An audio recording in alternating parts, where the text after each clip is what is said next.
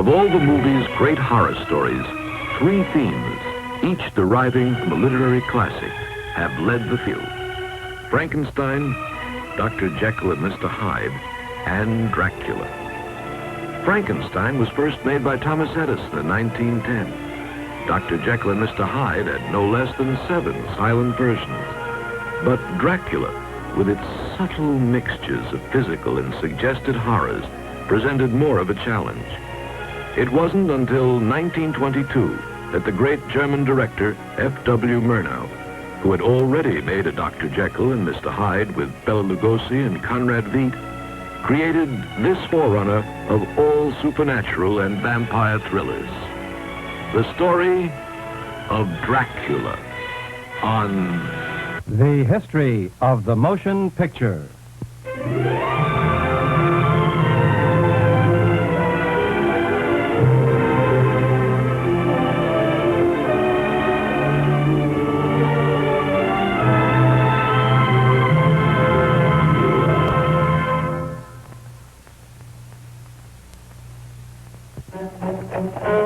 Transylvania, deep in the Carpathian Mountains, April 1897.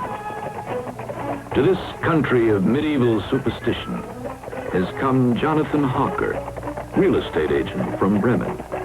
He is to meet with a certain Count Dracula to conclude negotiations for several properties back in Germany, which the Count has expressed interest in.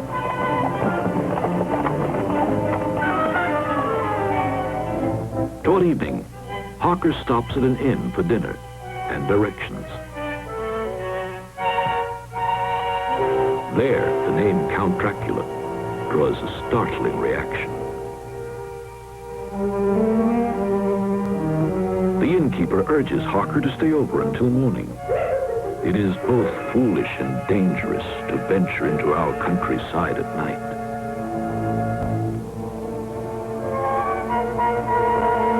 Harker agrees. The very atmosphere has begun to penetrate even the non-superstitious Harker.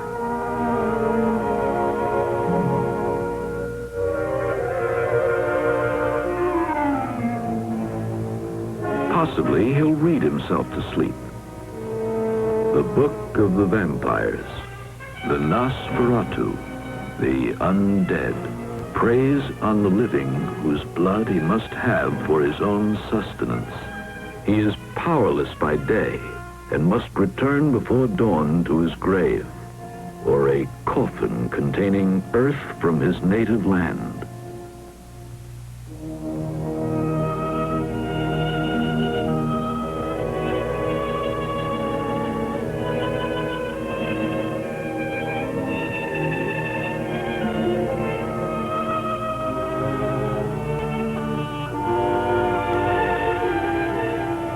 With the morning sun, Harker is amazed that he could have been affected by these country superstitions.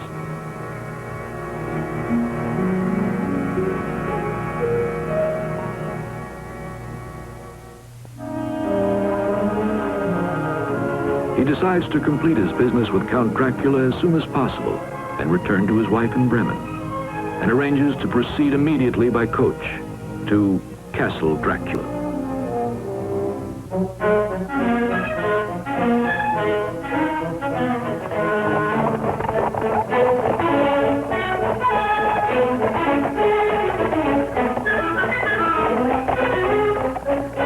The journey is long, but the scenery is most interesting.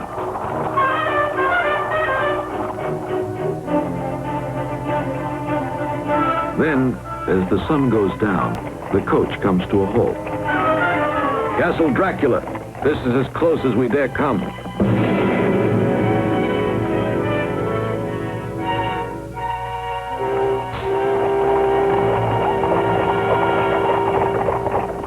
Harker goes on alone.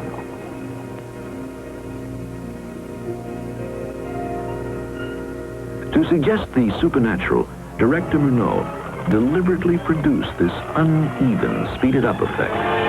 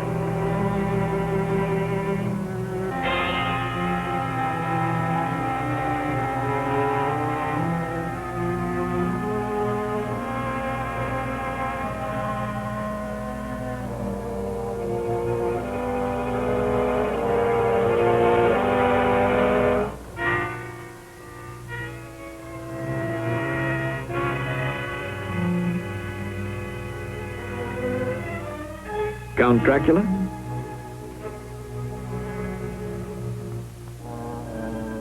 The Count apologizes.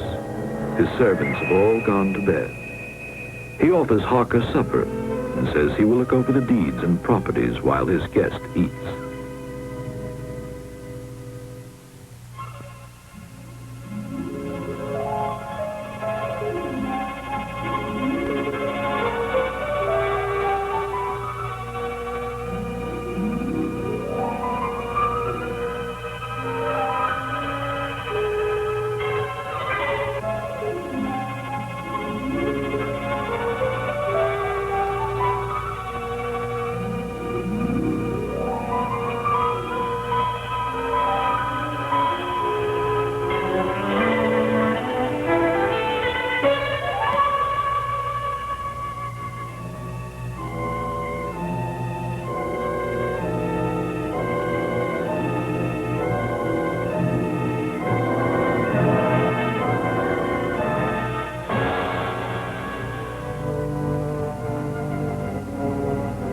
When Harker awakes, he has no recollection of having fallen asleep, nor even any clear memories of the evening before.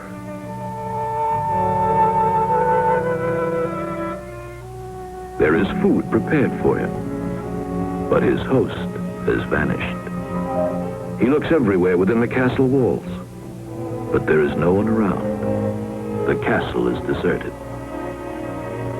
Repelled by the eeriness of his venture, and by Count Dracula himself, Harker resolves to finish his mission that very night and return home immediately. With nightfall, Count Dracula reappears.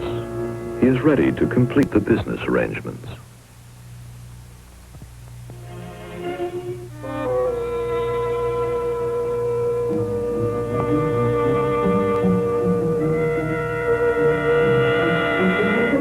A miniature of Nina, Jonathan's wife.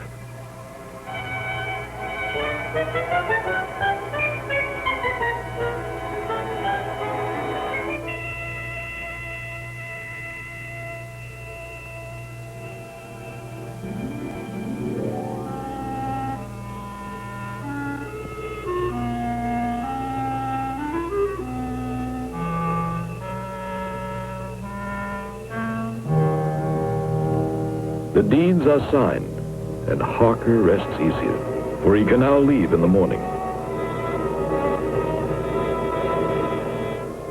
But somehow, in his luggage, the book of the vampire.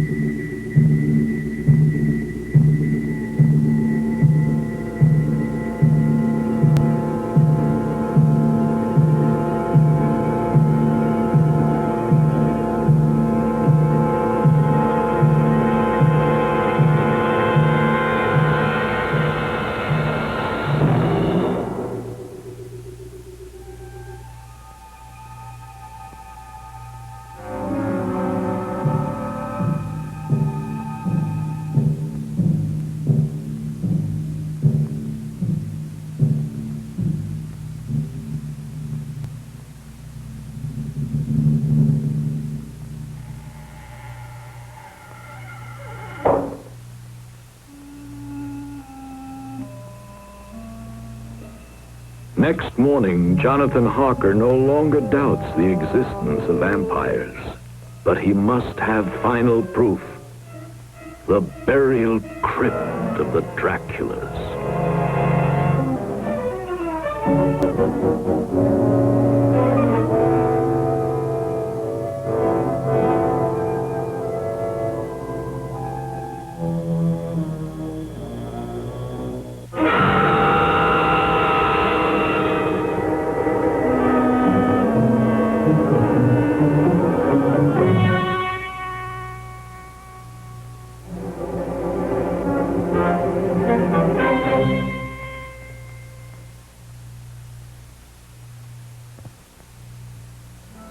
Castle Dracula became a terrifying prison for Jonathan Harker.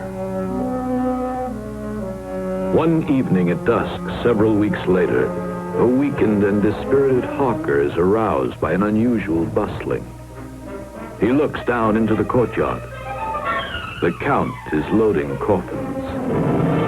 Suddenly, Dracula's plan becomes starkly apparent. He will place the coffins in the lots he has strategically purchased around the city. From them, he will prey upon the people of Bremen. They will supply the lifeblood without which Dracula must perish. Down the river goes Dracula's unholy cargo.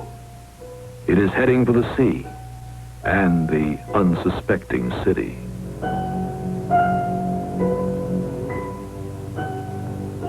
The strange cargo is loaded aboard the Demeter.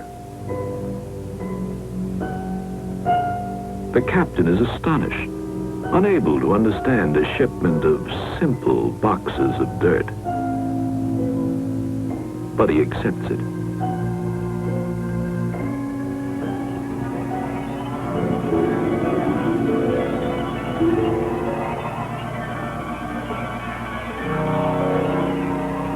Several days go by.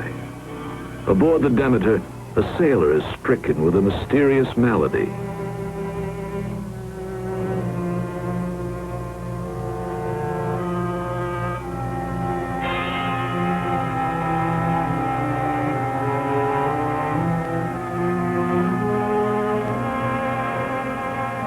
He is weak, listless, but apart from two blood-dry punctures on his throat, he has no outward signs of illness.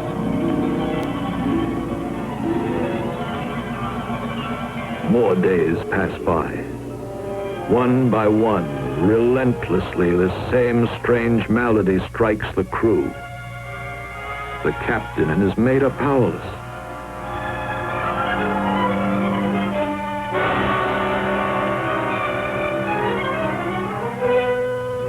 And finally, they bury the last of their men at sea.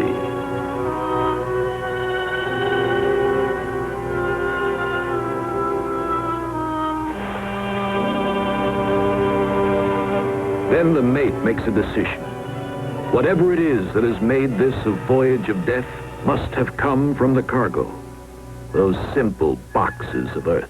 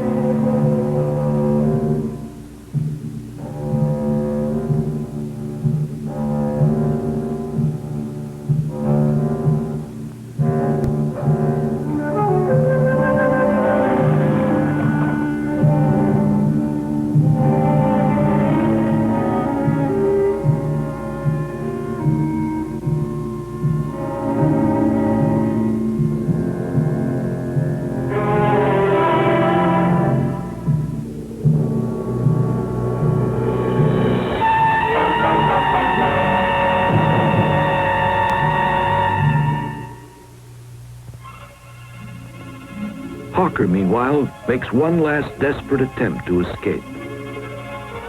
The sheets he has knotted together are too short. But he is outside the castle. Delirious, he has been cared for by the villagers and brought to the hospital, where, though still feverish, Harker refuses to await full recovery. Only he knows Dracula's plan. Only he can stop it. He must reach Bremen.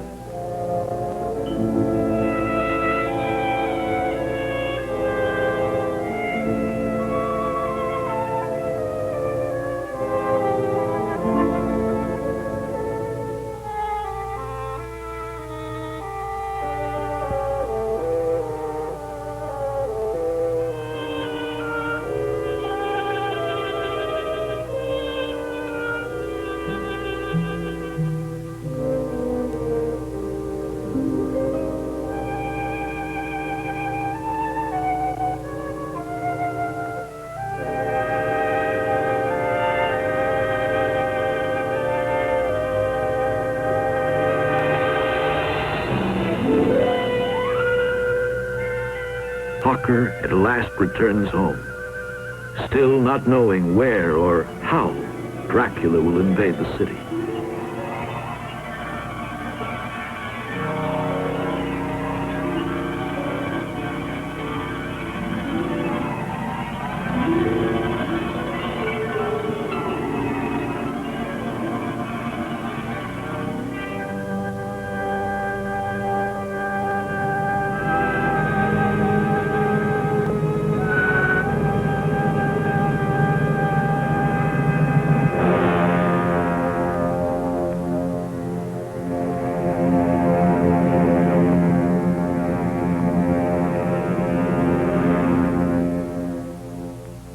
Well before dawn, before the city is awakened, Dracula removes the coffins from the ship and proceeds with his plans.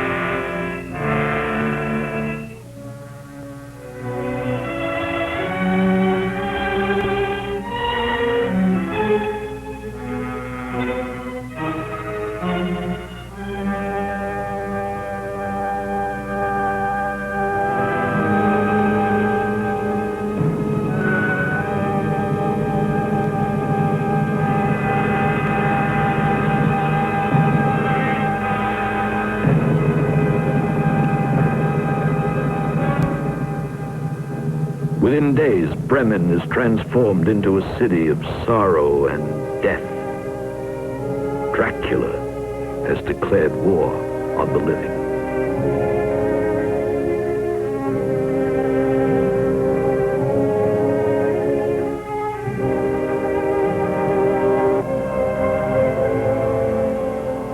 From Jonathan's story of his horrible adventure, and from reading the Book of the Vampire, Nina now realizes the full menace that is Dracula.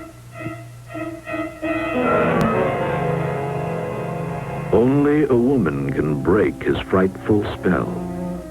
A woman pure in heart, who will offer her blood freely to Nosferatu and will keep the vampire by her side until the sun rises.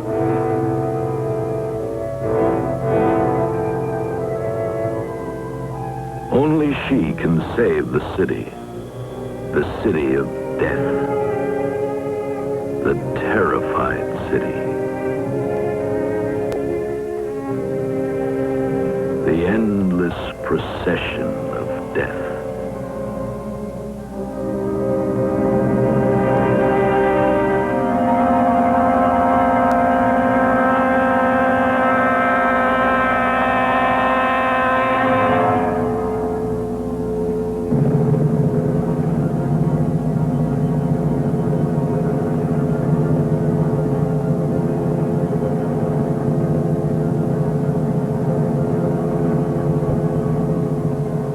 she must invite the vampire to her side willingly.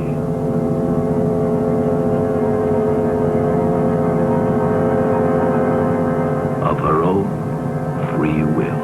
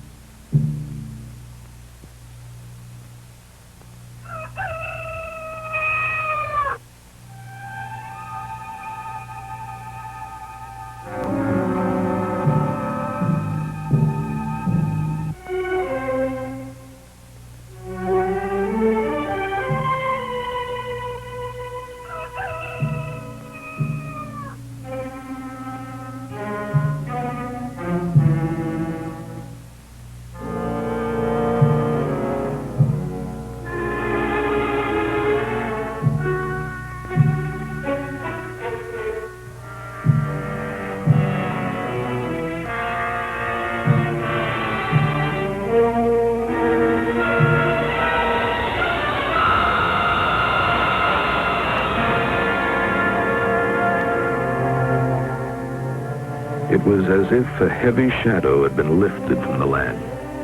The sun shone brightly again.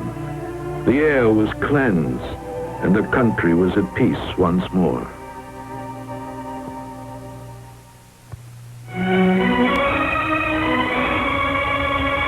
Less than 3 years later, director FW Murnau came to be regarded as one of the screen's greatest directors and its foremost poet.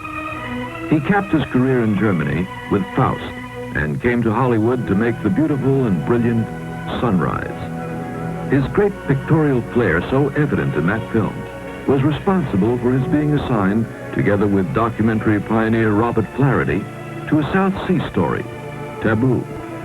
But the two individualists didn't see eye to eye, and Flaherty withdrew.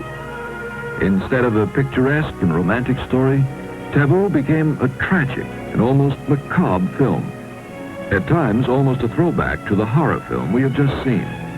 It was a classic. The silent screen's last, for it was not released until 1931. It was also Murnau's last. Tragically, he was killed in an automobile accident even before he could see the film premiered.